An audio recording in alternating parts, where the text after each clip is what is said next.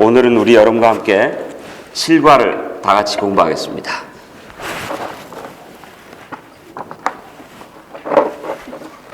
이 책자가 1과에서부터 6과까지는 부부관계, 남녀관계에 대한 말씀을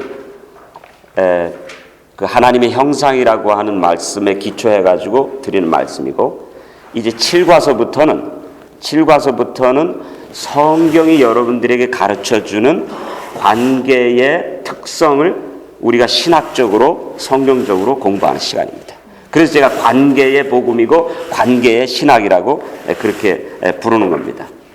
자, 오늘 이 과목은 여러분과 저가 그리스도 안에서, 그것이 부부와의 관계이든, 그것이 부모와 자녀와의 관계이든, 그것이 이웃과의 관계이든, 과연 우리의 관계가 어떠한 관계로 꼴지어져야 되는가에 대한 관계의 특성입니다. 관계의 특성.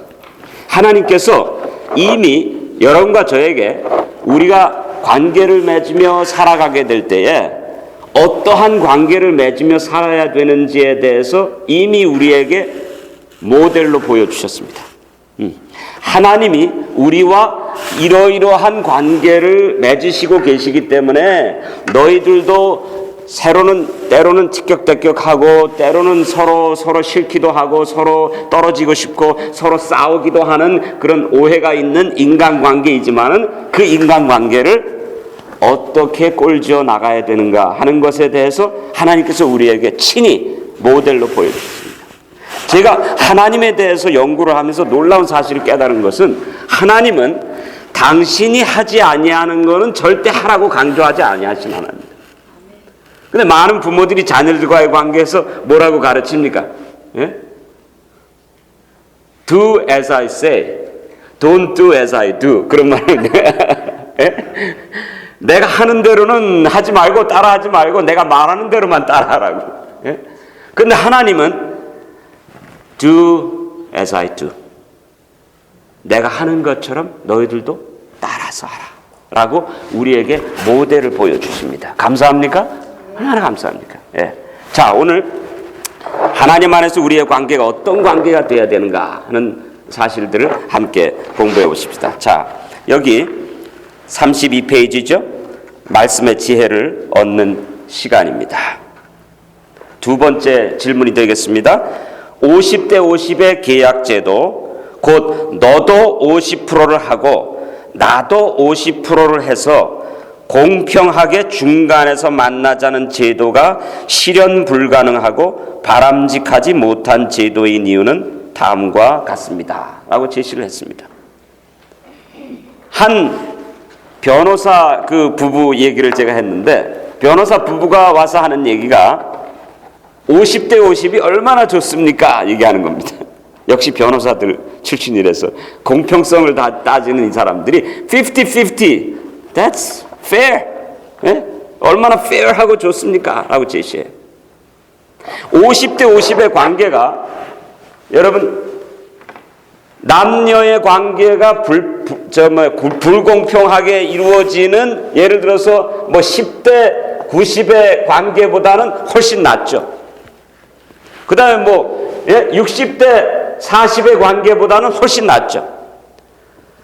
요즘 통계조사를 보니까는 미국 사람들 가운데서도, 미국의 전문 직종에 있는 사람들 관계에서도 여자분들이, 그러니까 부부가 다 일을 할 경우에는 여자분들이 남자분들보다 몇 시간이나 더 일할까요? 일주일에. 이제 이런 통계를 얘기하면 여자분들이 이제 열받는데. 예? 미국의 전문 직종에서 일하는 부부들 대상으로 연구조사를 해봤더니 여자분들이 남자분들보다 일주일에 16시간을 더 일하는 거예요. 그러니까 참 여성들이 부부가 맞벌이를 하는 경우에는 더욱 많이 일을 하는 그런 경우라고 우리가 볼 수가 있습니다. 그런 것보다는 공평하게 50대 50으로 나아가는 게 훨씬 더 낫지 않겠냐라고 하는 그런 생각들을 하게 됩니다. 그렇죠? 50대 50의 인간관계를 우리는 계약관계라고 말합니다. 계약관계. contract. 그렇죠? contract은 계약 관계는 상대방이 그 계약을 파기하면 계약 관계가 파기됩니다. 그렇죠? 그래서 많은 부부들이 결혼의 관계 속에서도 계약 관계로 임하는데 계약 관계가 유지되려면 두 사람이 다 성실하게 관계에 남아 있어야 되지만 계약 관계가 파괴되려면 한 사람만 불성실해도 계약 관계가 파괴됩니다. 그렇죠? 그런데 어느 한 사람이 마구 나가기를 결심하고 그렇게 나가기 시작하면 그걸 막을 길이 있어요, 없어요? 막을 길이 없어요.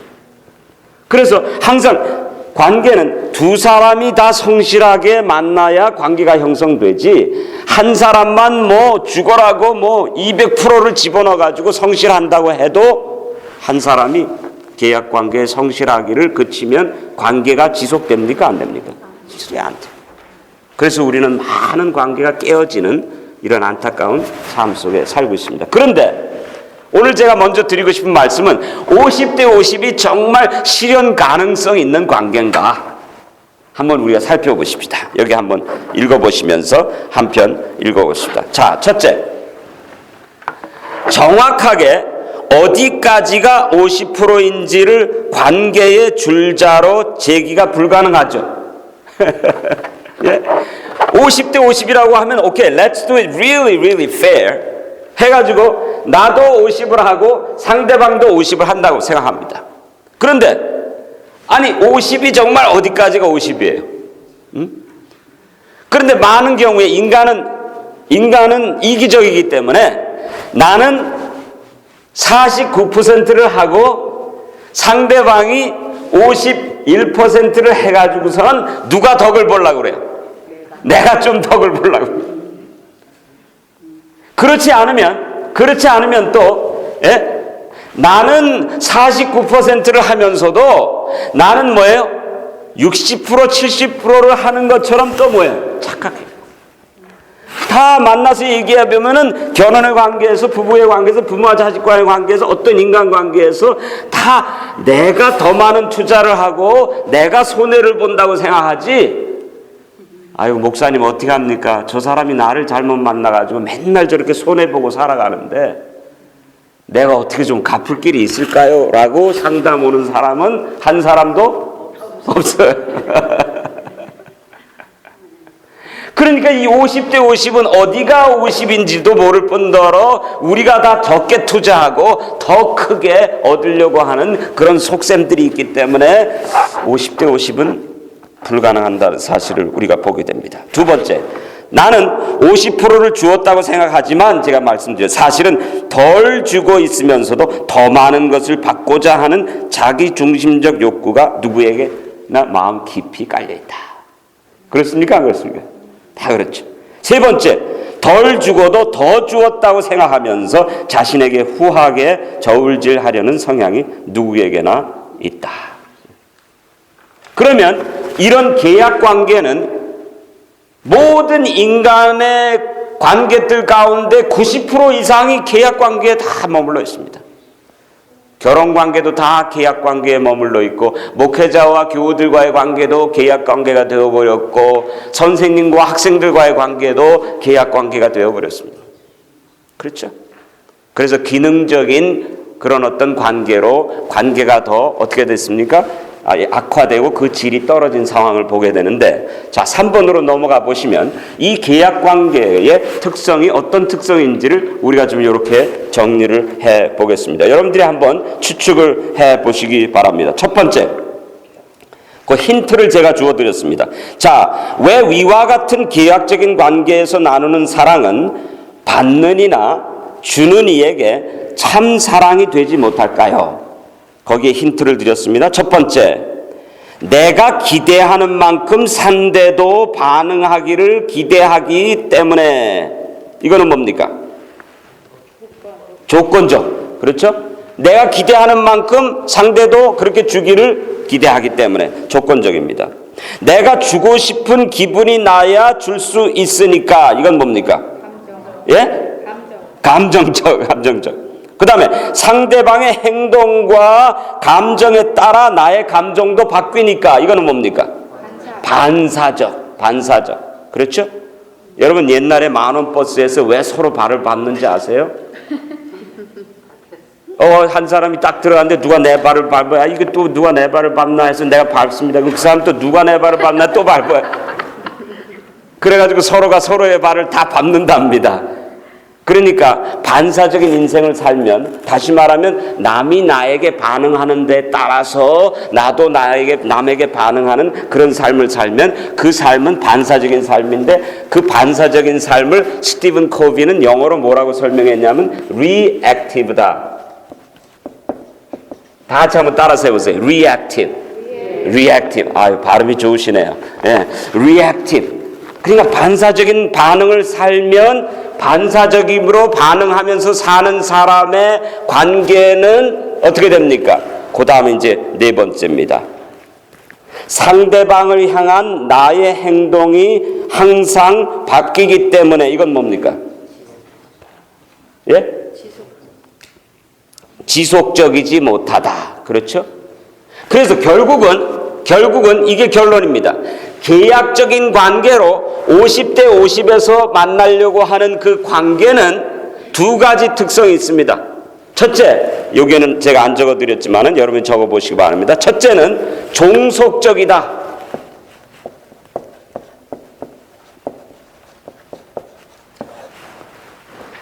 종속적이다. 왜냐하면 상대방이 내게 하는 데 따라서 나의 행불행이 달려져 있고 나의 반응이 달려져 있기 때문에 이 나의 삶은 상대방이 어떻게 하느냐에 따라서 결정되어지니까는 상대방의 반응에 내 인생의 행불행이 어떻게 된 겁니까?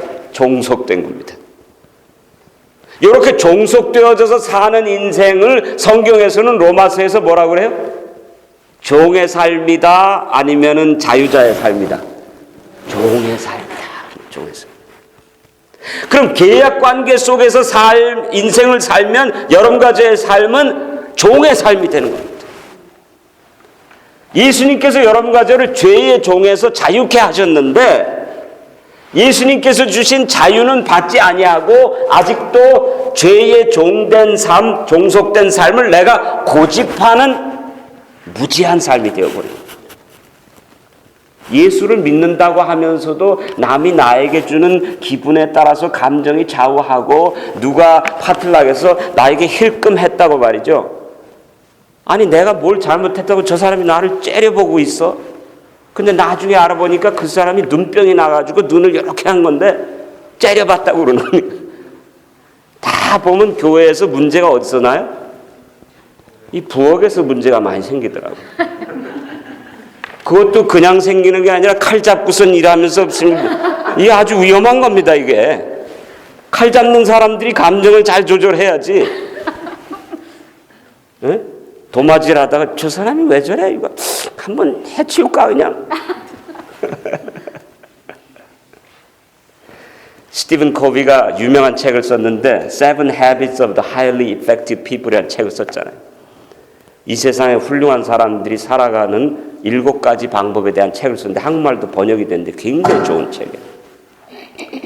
그 책에서 가장 먼저 얘기하는 것이 무엇이냐 하면은 우리가 행복하고 성공적인 인생을 살아가기 위해서는 하나님을 안 믿어도 성공적인 인생을 살아가기 위해서는 리액티브한 삶을 청산하고 프로액티브한 삶으로 가야 된다라는 놀라운 얘기를 하고 있습니다.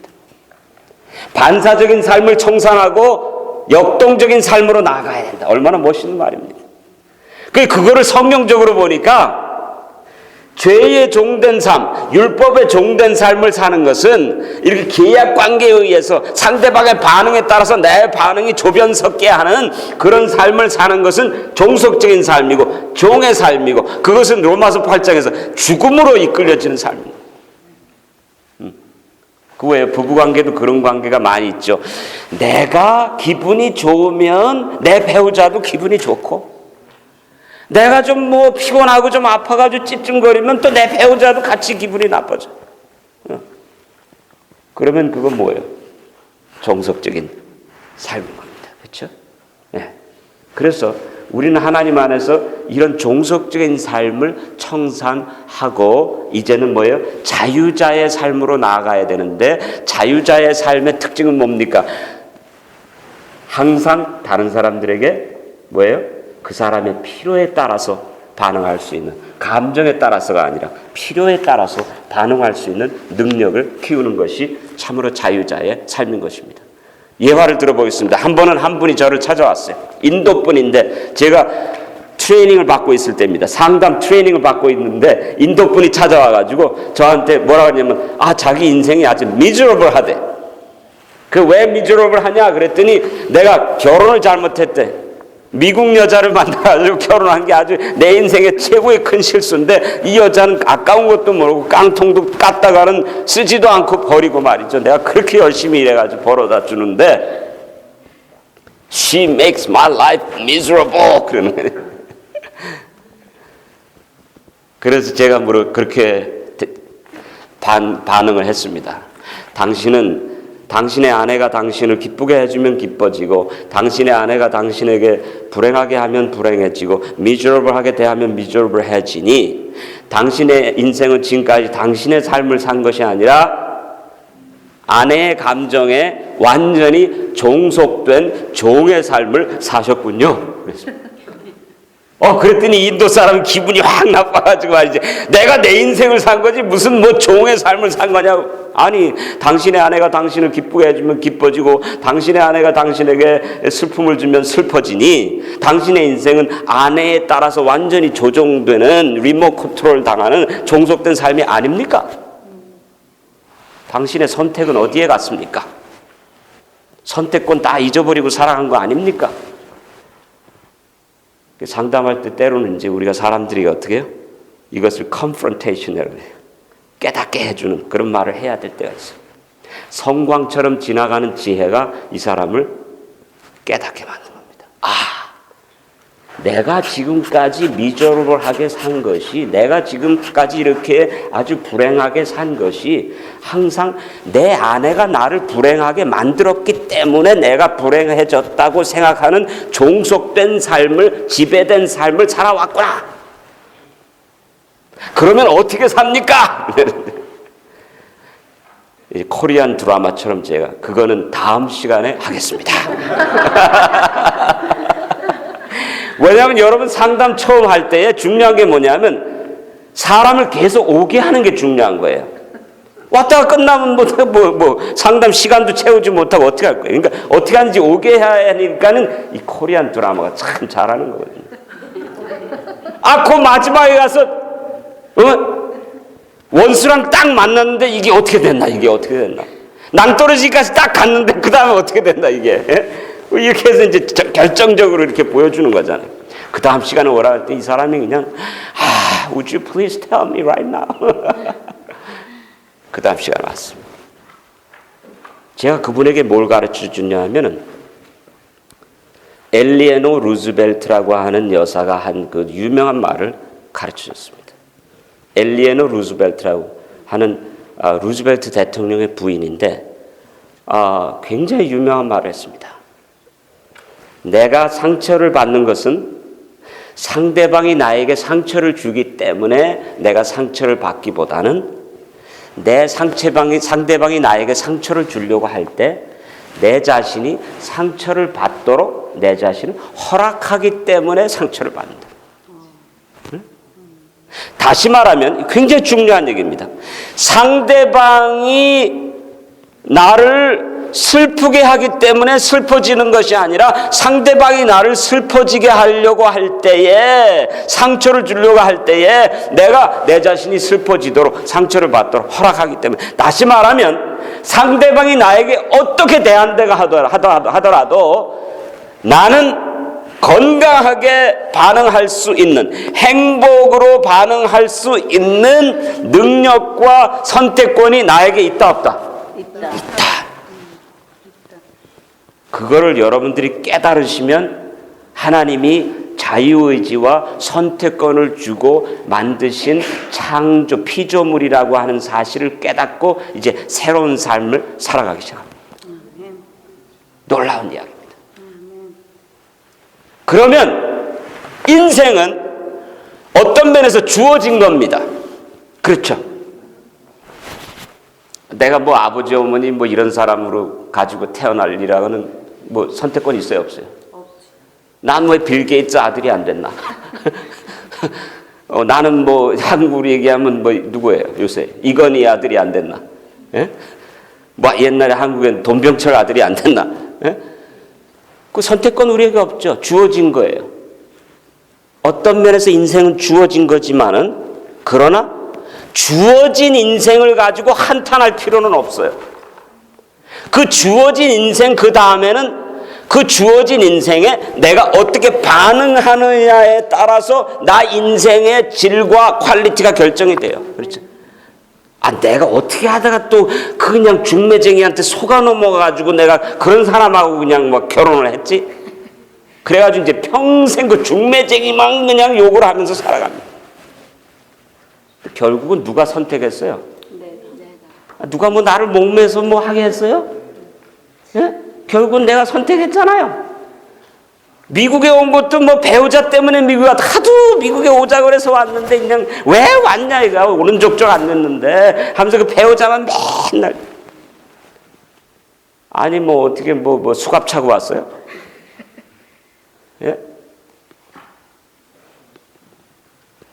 내가 선택한 것을 책임질 수 있는 인생이 돼야 된다. 내가 선택한 것에 대하여 책임질 수 있는 삶이 될 때에 성숙하기 시작합니다. 네.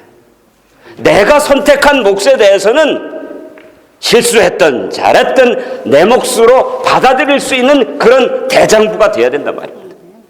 네. 책임 있는 인생이 돼야 됩니다. 그런데 가장 중요한 것은 뭐냐면은 가장 중요한 것은 우리가 그리스도 안에서 거듭나야 되는 이유는 사람이 육신에 속하고 종된 삶에 속해서 죄에 노예된 삶을 살아가면 내 감정과 욕정과 내 기분과 내 자아와 기분이 상하는 이거에 따라서 조변석게 하면서 거기에 의존돼서 인생을 살아가게 되면은 건강하게 성숙하게 책임성 있게 반응할 수 있는 능력을 상실합니다. 그래서 그냥 어떤 사람은 보면 아주 그냥 막말로 얘기해서 지질이 못난 행동만 그냥 골라서 해. 무슨 말인지 알죠? 그 사람은 그냥 망할 일만 계속 어떻게 반응하냐. 하나님께서 여러분들에게 우리가 신앙을 덧입고 그래서 영에 의하여 이끌려지지 않고 육에 의하여 이끌리지 않고 영에 의하여 이끌려져야 할 필요는 하나님의 성령의 감동과 하심으로 말씀의 능력으로 여러분과 저가 감정을 이기고 여러분과 저가 기분을 상한 것을 이기고 어떻게 해요? 성숙하게 반응하고 건강하게 반응해서 여러분과 저가 병 걸리지 아니하고 스트레스 받지 아니하고 마음의 평강을 누리고 여러분과 저가 참 성숙하게 행복하게 반응할 수 있는 어떻게 반응하느냐 그것이 인생의 전부입니다. 네. 이 계약 관계는 종속적인 인생이기 때문에 건강하게 반응할 수 있는 능력을 잃기 때문에 자신의 삶을 새롭게 창조하고 건강하게 창조할 수 있는 능력을 상실하게 되는 것입니다. 자, 그러면 제가 영어에서 아주 재미있는 말 하나를 여러분들에게 소개하고 이제 그 다음 과정으로 넘어가도록 하겠습니다. 뭐냐 하면 영어에서요 어떤 말이 있냐면은 responsibility란 말이 있습니다. responsibility란 말이 있는데 responsibility란 말은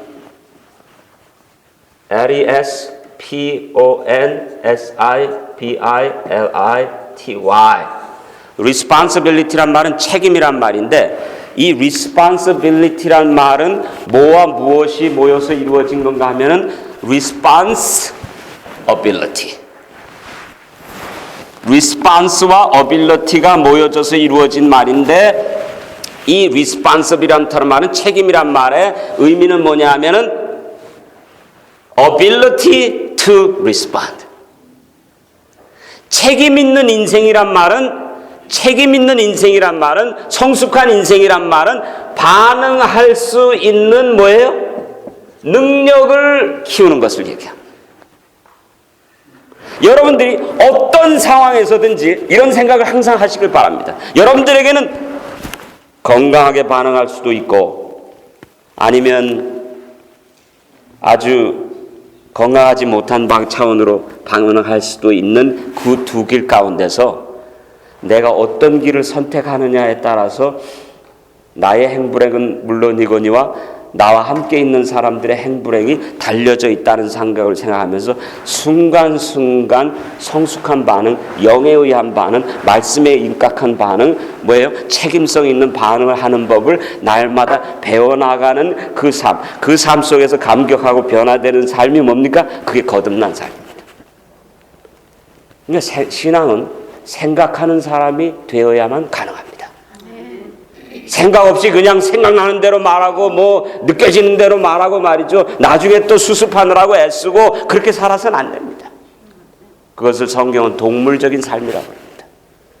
우리는 항상 생각하고 숙고하고 사고하고 명상하고 내가 과연 어떻게 반응해야 될 것인가 하는 것을 항상 생각할 수 있어야 되겠습니다. 결론은 이렇게 계약적인 관계는 남의 감정에 종속될 뿐만 아니라 두 번째는 이렇게 50대 50에서 만나서 균형지고 공평하게 서로 나누는 관계 속에서 어떻게 하는지 페어한 관계를 이루려고 살아가는 삶 속에는 무엇이 없습니까?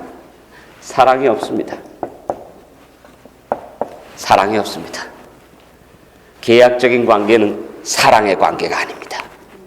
계약적인 관계는 비즈니스 관계입니다. 비즈니스에 사랑이 있습니까?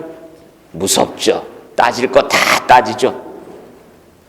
여러분 건물 계약을 할 때도 10페이지, 12페이지 다 따집니다. 그렇죠? 만약에 있을 것까지 다 대비해서. 많은 사람들이 결혼의 관계도 그렇게 임하고 인간관계도 그렇게 임해서 내 목적과 내 뜻대로 이루어지지 않으면 잘라버리는 그런 경우들이 얼마나 많습니까? 계약관계는 사랑이 없습니다. 자, 그러면 하나님께서 우리에게 어떠한 관계를 우리에게 모델로 보여주셨는가? 그것을 오늘 우리가 마지막으로 살펴보도록 하십시다. 네 번째, 하나님께서는 참 사랑이 무엇인지를 노아와 더불어 맺으신 관계를 통하여 보여주셨습니다. 성경은 이 관계를 언약관계라고 말합니다. 그 언약관계를 커베넌트라고 얘기하죠. 커베넌트. 계약관계를 컨트랙이라고 합니다. 언약관계를 커베넌트라고 합니다. 커베넌트, C-O-V-E-N-A-N-T, 커베넌트라고 하는데, 자, 다 같이 한번 살펴보십시다. 성경은 이 관계를 언약관계라고 소개합니다. 숫자로 표현하면 50대 50이 아니고 뭐예요? 100대 100입니다. 50대 50이 아니고 이 커베넌트의 관계는 100% 100%. 내가 100% 주고 상대방이 또요 100%를 주는 겁니다. 100대 100의 관계입니다. 이 언약 관계가 어떤 특성을 지녔는지 함께 우리가 살펴보도록 하십시다. 창세기 6장 18절을 한번 다 펴서 보실까요? 성경 가지고 계신 분들은 창세기 6장 18절에 보시면 하나님께서 노아와 더불어 이 언약 관계를 맺으신 모습을 우리가 거기서 살펴볼 수 있습니다. 창세기 6장 18절입니다.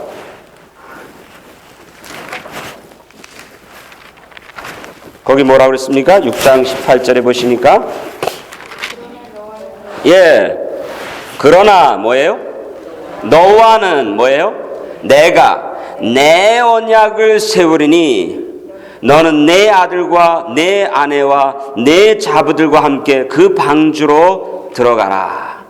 여기서 그러나 너와는 누가 언약을 맺는다고요? 누가 언약을 맺는다고요? 내가. 그거 중요합니다. 내가. 그 다음에 누구의 언약이라고 그랬어요? 내 언약을 그랬습니다. 자, 다시 말하면 이 하나님과 인간관계, 하나님과 노아의 관계에서 이 언약 관계가 누구에 의해서 먼저 시발됐어요? 하나님에 의해서 먼저 시발됐는데, 재밌는 사실은 하나님이 노아에게 찾아와 가지고 야 노아야, 너 나와 더불어 언약 관계를 맺을 관심이 있느냐 없느냐 물어봤어요? 안 물어봤어요? 안 물어봤어요. 하나님이 오셔가지고 어떻게 해요? 일방적으로 노아와 관계를 맺으셨습니다. 이걸 우리는 사랑해서 무슨 사랑이라고 그래요? 짝사랑이라고 그럽니다. 여러분, 이 세상에서 가장 큰 사랑은 어떤 사랑이에요? 짝사랑입니다. 상대방이 반응하지도 않는데 끝까지 포기하지 않고 계속 사랑하는 거예요. 자기 혼자 그냥 고민하고 계속 시그널을 보내는데 시그널이 통해요, 안 통해요? 예? 저 어떤 분은, 내가 미국에 사신 분인데 남자분이 조그만하고 볼품이 없어요. 그런데 이 와이프는 아주 미인이에요. 근데 이 남자분이 이제 이 와이프를, 여자를 좋아해가지고 이제 쫓아다니는데 반응이 없는 겁니다. 쫓아다닌다도 반응이 없으니까 이제 미국에 먼저 와가지고 이 여자의 마음을 열기 위해서 1년 동안 짝사랑을 하면서, 이런 얘기하면 또 스트레스 받는 분도 계실지 모르는데, 왜 나는 그런 사람 없다. 항상 비교하지 마세요. 비교하지 마세요. 그런데 이 남자분이 그 여자를 짝사랑해가지고 매일 편지를 보냈어. 그 여자도 대단하죠. 1년 만에 무너졌습니다. 무너졌어요. 1년 동안 그 매일 편지를 보내면서 혼자 그냥 고민하면서 짝사랑한 그 마음이, 그게 얼마나 정말 지극한 마음이에요. 여러분, 여러분과 저를 위한 하나님의 사랑이 짝사랑으로 시작됐고 어쩌면 아직도 짝사랑으로 남아 있는지도 모른다고 하는 그런 생각을 해보셨습니까? 그 짝사랑을 포기하지 아니하시는 하나님의 열애하시는, 그래서 열애하셔가지고 열병에 걸리신, 사랑병에 걸리셔가지고 여러분들을 끝까지 사랑하시면서 그 사랑이 사랑으로 반응되기를 기다리시는, 그래서 하나님은 우리가 조금만한 어떤 사인만 보내도 그냥 짝사랑하는 사람 뭐예요? 이렇게 뭐 잠깐 보기만 해도 다른 데 보는 건데도 저 사람이 나를 보는구나. 하나님이 우리를 그렇게 사랑하시고 우리가 조금만 눈동자만 돌려도, 몸동작만 돌려도 하나님이 기뻐하십니다. 여러분, 그 억션 할 때에, 억션의 얘기를 드와이트 넬슨 목사님이 하셔서 저도 감동을 받았는데, 억션 장소에 가면, 억션 알죠? 그 뭡니까? 경매하는 장소에 가면은 절대 하지 말아야 될 게 하나 있답니다. 그 뭐예요? 코에다 손 올리면 안 된대요. 코에다 손 올렸다가는 그냥 경매 딱 내가 당할 수도 있는 거거든요. 손만 올리면 안 돼. 근데 경매하는 사람들은 이렇게만 올려도 $100,000 이렇게 딱 나가잖아요. 하나님은요, 여러분과 저렇게 경매장에서 경매하는 사람이 이 핸드 시그널을 보고선 딱 그 사람에게 주의 집중을 하는 것처럼 하나님은 우리를 그렇게 살피고 있어요. 저 사람이 내가 주는 사랑을 지금 반응하고 있는지도 모르겠다. 아멘입니까? 아멘이에요. 자, 보세요. 그 다음에 보십시오. 하나님이 내가 내 언약을 일방적으로, 하나님께서 내 언약을 그랬어요. 다시 말하면 언약의 전적인 책임을 누가 지는 겁니까? 하나님께서. 다시 말해서 그것을 우리는 뭐라고 하냐면 하나님의 주인의식이라고 합니다. 주인의식. 내 언약을. 부모님들이 자녀와의 관계에서 맺은 관계가 계약 관계일까요? 언약 관계일까요? 이놈들 나눠왔는데 뭐 행동하는 거 봐서 잘하면 내 자식이고 아니면 잘라버리고, 그런 부모가 어디 있겠습니까? 내가 나놓고선 내 아들이라고 그러고 내 딸이라고 그러고선 그 다음에 뭐예요? 그 자녀들이 성숙한 사랑을 보내지 않아도 어떻게 끝까지 붙잡고 있는 거 아닙니까? 고재봉의 어머니가 고재봉이 사형마가 돼가지고 이제 사형수로 살인의 사형의 현장에 가는 그날 고재봉이 그 1년 전부터 그리스도인이 됐잖아요. 많은 사람들이 믿지 않았죠. 근데 책을 쓰고 수기를 쓰고 간증을 하고 그런데 그 사람이 사형의 현장으로 가면서 그날 아침 어머니 앞에 왔습니다. 어머니 죄송합니다. 어머님은 저를 살인마로 낳지 않으셨는데 내가 살인마가 됐습니다. 왜 어머님의 책임이 아닙니다. 전적으로 제 책임입니다. 그랬더니 어머님이 너 마지막으로 내 젖을 빨아라. 그럼 내 젖을 보여주시면서 너는 내 아들이다. 누가 뭐라고 그래도 너는 내 아들이다. 끝까지 그 어머님됨의 그 주인의식을 결코 빼앗기지 않았습니다. 하나님께서 여러분과 저보고 언약 관계를 맺으셨을 때 내가 내 언약을 내가 책임질 것이다. 너희들이 어떻게 턴아웃 되는 것에 대하여 내가 책임을 질 것이다. 그래서 인간의 죄악을 향한 무책임성에 대해서 하나님의 책임성 있는 반응이 십자가였습니다. 끝까지 책임지셨습니다. 주도하시는 하나님입니다. 세 번째, 창세기 9장 12절에서 보면은 9장 12절과 17절에 보면은 내가 너희들뿐만 아니라 너희 자손과 너희의 영속한 후손들과도 맺는 영원한 언약이다 그랬습니다. 여러분, 하나님은 한번 언약 관계를 맺으시면 그 언약 관계가 어떻게까지 갑니까? 영원토록 갑니다. 놀라운 언약 관계죠.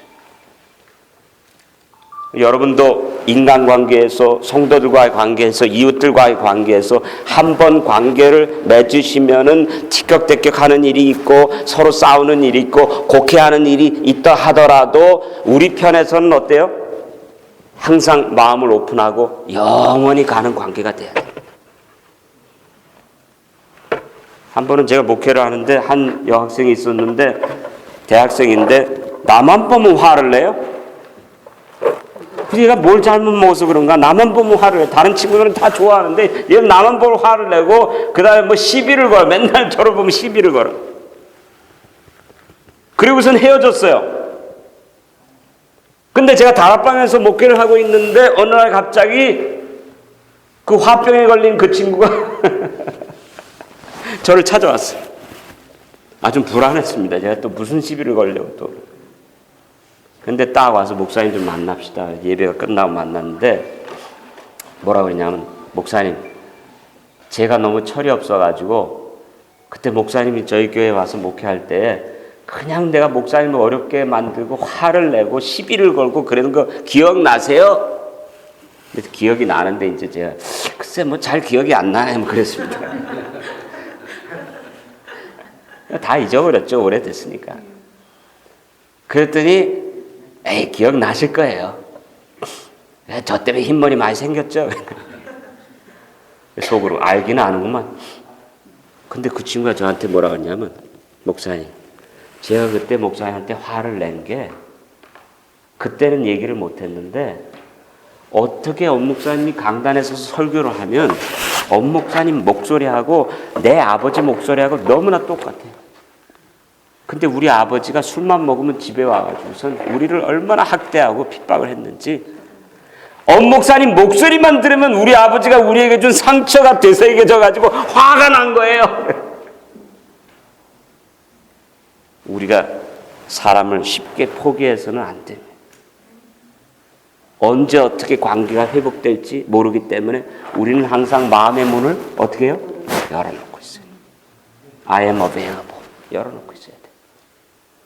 그렇죠? 우리가 언제 교회와 교회끼리도 이렇게 갈라선 관계로 살아가겠습니까? 많은 교회들이 그렇잖아요. 우리는 마음을 열어놓고 예수님께서는 하나님께서는 끝까지 주도하시고 끝까지 책임지시고 우리가 공부해보면 더 자세하게 할 겁니다. 자, 이제 결론 맺으십시다. 자, 9장 8절로 10절에 보면 사람들에게만 이 관계, 언약 관계에 축복이 주어지는 게 아니라 인간, 동물, 처녀에까지도 다 갑니다. 예. 이게 여러분들을 하나님께서 택하시고 언약 관계를 맺으신 것은 여러분들을 통하여 온 우주의 온 삼라만상도 축복해 주시기 위한 그런 계획이 분명히 있다고 하는 사실을 우리는 여기서 보게 됩니다. 에레미야 31장과 에스겔 16장에 보면은 여기 에레미야 31장 32절 우리 다 같이 한번 찾아서 보실까요? 에레미야 31장 굉장히 좋은 약속인데요.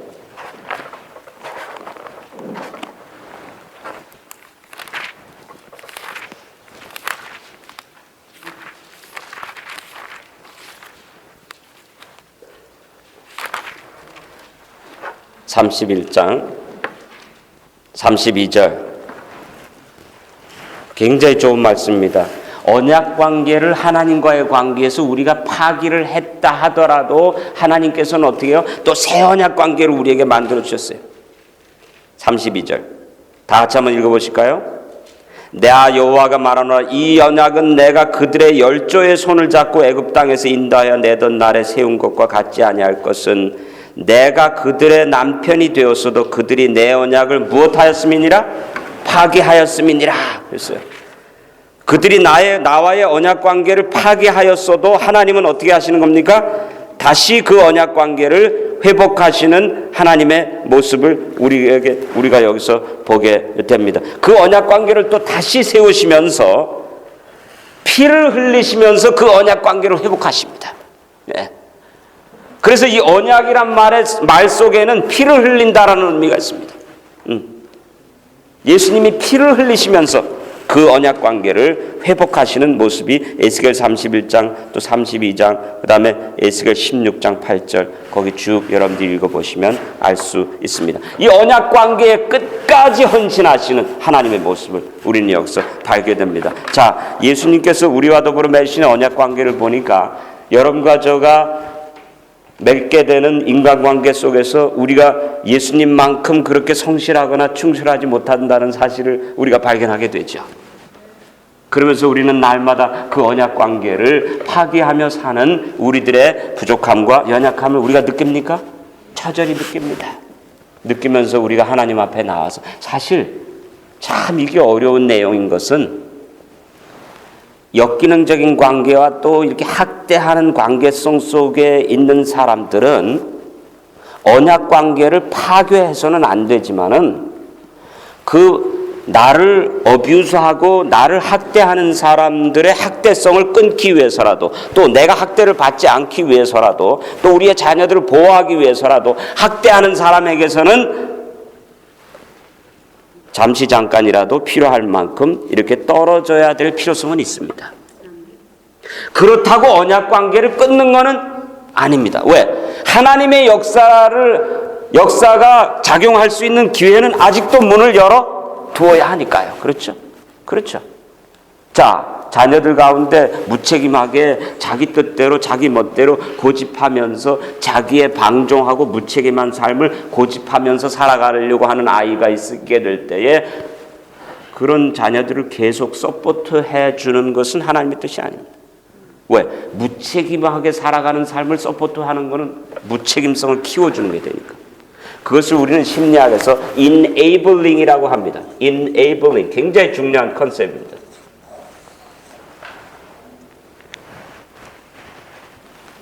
무책임하고 방조한 삶을 살아가는 사람, 무식한 삶을 고집하면서 살아가는 사람의 삶을 계속 여러분과 저가 서포트해주고 참아주는 것은 그 사람의 나쁜 습성, 죄악적인 습성, 건강하지 못한 습성을 내가 무엇해주는 게 돼요? 키워주는 게 돼요.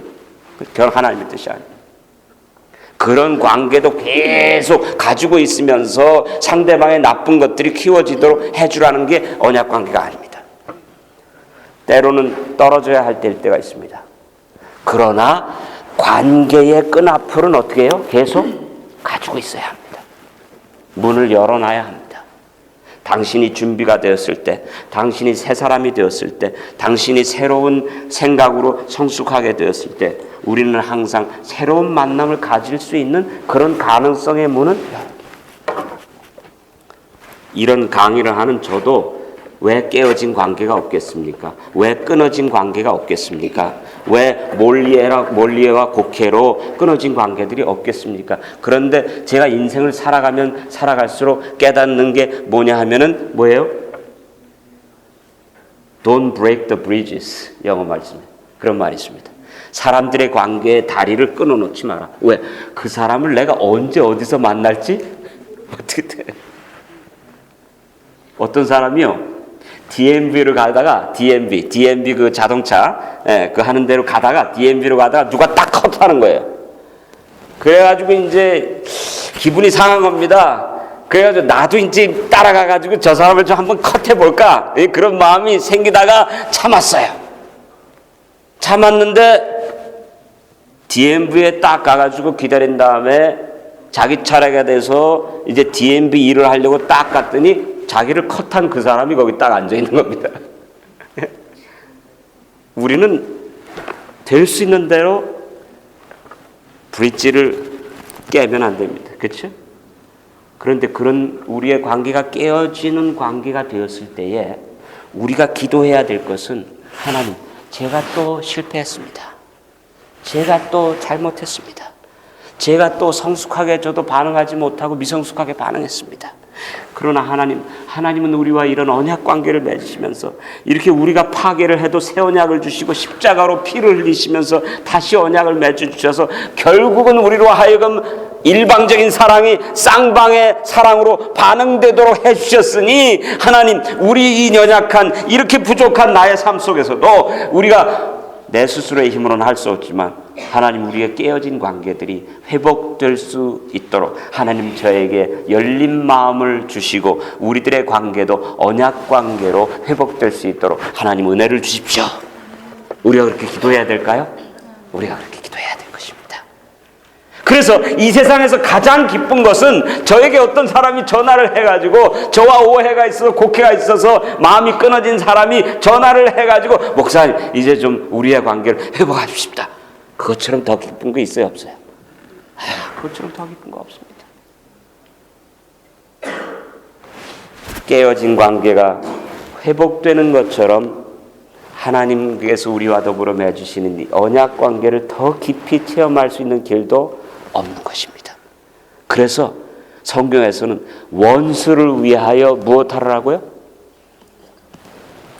원수를 위하여 이를 갈라? 원수를 위하여 기도하라.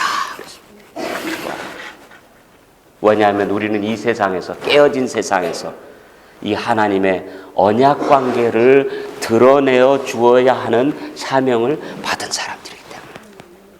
인간적으로는 불가능합니까? 불가능할 수 있습니다. 그러나 우리는 하나님과 그런 언약 관계를 맺었기 때문에 하나님께서 우리에게 관계로 회복할 수 있는 은혜를 주시라고 확신합니다. 자, 마지막 말씀드렸죠. 그 언약 관계가 쌍방의 관계로 회복될 때. 부부 관계에서 그러지만, 예? 부부 관계에 있어서 좀 무책임하게 인애를 하는 데 대해서, 예. 부부가 좀 떨어지시면 안 됩니다. 근데 떨어져 있어야 될 필요성이 있는 것은 어느 때에만 그러냐 하면은 상대방이 외도를 했다든지 아니면 상대방이 그것도 다 학대입니다. 학대의 경우가 있을 때에는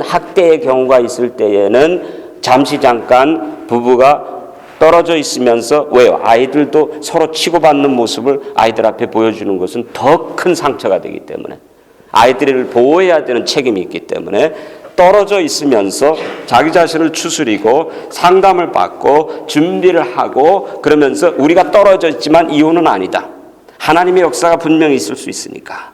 하나님께 기회를 우리가 분명히 줄 수 있으니까. 그러므로 당신과의 언약이 영원한 언약이니까. 그러나 우리가 이렇게 서로 학대하고 치고받는 관계에서는 남아있는 것은 도리어 더 말할 수 없는 피해와 상처를 주니까 이 관계는 우리가 떠나야 되겠다. 그렇죠? 그렇게 해서 왜냐하면 일단 치고받는 관계가 되었을 때에는 성숙한 관계는 끝나고 치고받는 관계가 되면 이제는 법적인 조처를 받아야 되는 관계로 하락된 겁니다, 이미.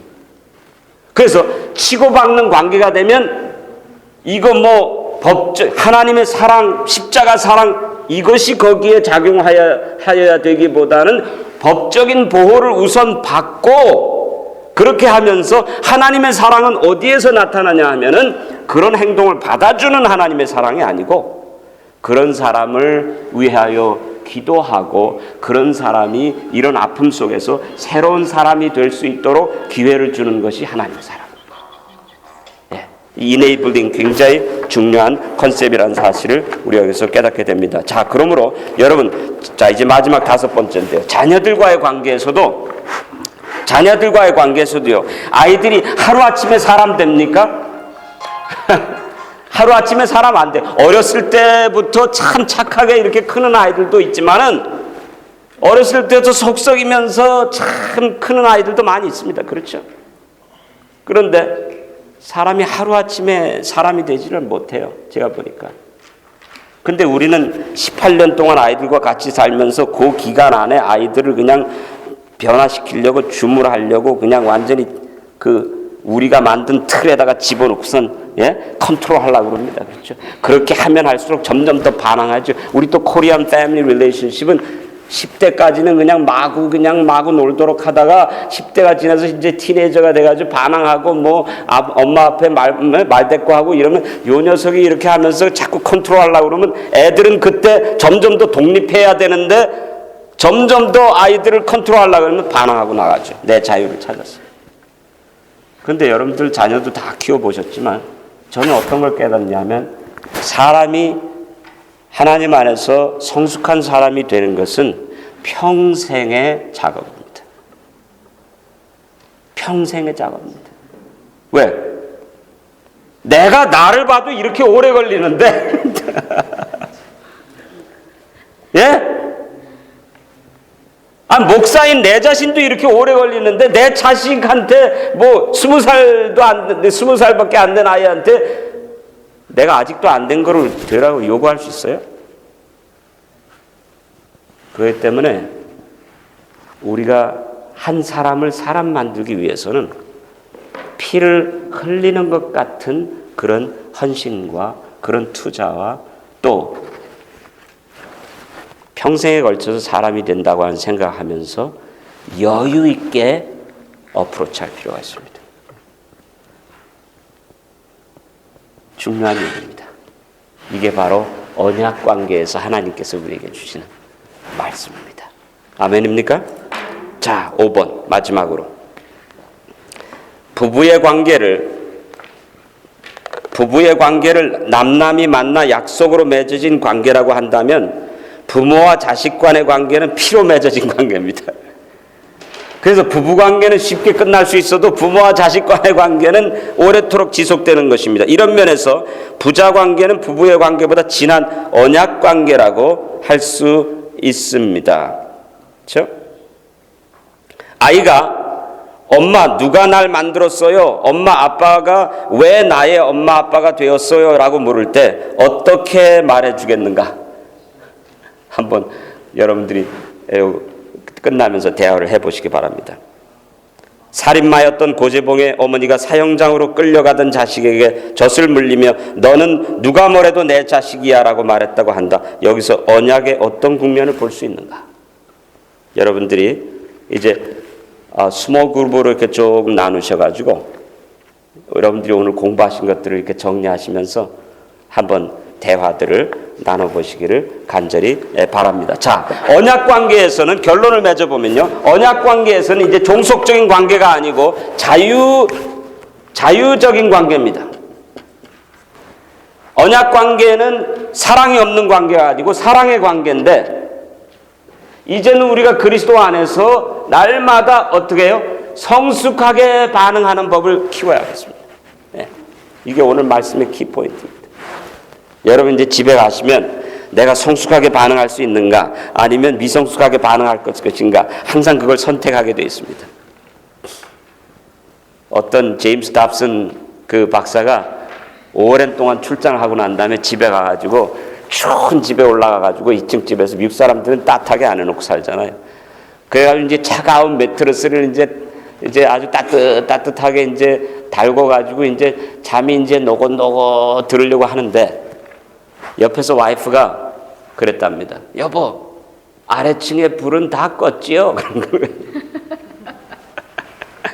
아, 출장 갔다 와가지고 지금 난 피곤해 죽겠는데 말이지. 자기가 좀 끄지. 근데 거기다 대고 이제 당신이 좀 끄지 하면 아, 왜 이렇게 큰 소리 치고 화를 내요? 해가지고 싸움이 될 거 아닙니까? 그러다 공평성을 따지는 50대 50의 계약 관계가 아니지. 이거는 뭐예요? 100대 100으로 가는 언약 관계지. 하고서 뭐예요? 그 파자마 바람으로 차가운 그냥 계단을 내려가가지고선 불을 다 끄고 이게 언약 관계니까. 그래서 불을 다 끄고선 올라와서 매트리스를 싹 들어갔더니 와이프가 여보, I am so sorry. 내가 꺼야 되는데 왜 또 내가 당신한테 부탁하는지 이게 너무 익숙해져서 그런가 봐. 그러면서 그 와이프가 제임스 답슨 박사한테 뭐라고 그랬대요?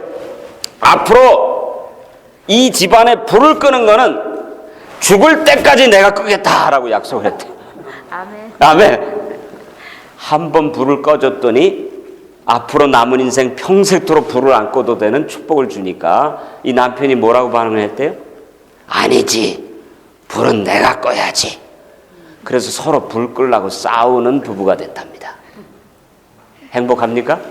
아멘. 행복합니까? 여러분, 이제 여러분과 저의 관계가 50대 50의 삶을 어떻게 해야 될까요? 정상. 그건 종속적인 삶입니다. 그건 죄악적인 삶입니다. 그건 소화적인 삶입니다. 그건 사랑의 삶이 아닙니다. 그건 어린애들이 하는 소꿉장난입니다. 50대 50 버리고 이제는 뭐예요? 100대 100으로. 더해주지 못해서 안타까워하는 그런 삶으로 탈바꿈 되게 되시기를 간절히 바랍니다. 아멘입니까? 이런 언약 관계로 우리를 초청하신 하나님께 감사합니까? 아멘. 자, 이제 그러면 한 4분씩 이렇게 좀 그룹을 정하십시오. 혹 여러분들이 제가 정해주는 그룹이 마음에 안 들다더라도 언약 관계를 회복하시기 바랍니다. 자, 4분씩 이렇게 좀 그룹을 정하십시오. 일어나셔서 그룹을 정하시고. 잠깐만. 예. 인에이블링에서요. 예. 우리가 교회 활동하다 보면은 계속 이 사람은 말썽만 일으키는 거야. 우리 교인들이 애를 먹어. 좀 들어나도 관계 없습니까? 교회적인 차원에서 어떤 디시플린이 필요할 수는 있죠. 그렇죠? 어떤 디시플린 같은 거, 훈련이 필요할 수는 있는데 그런 사람들의 경우에는 이제 결국은 성격 장애입니다.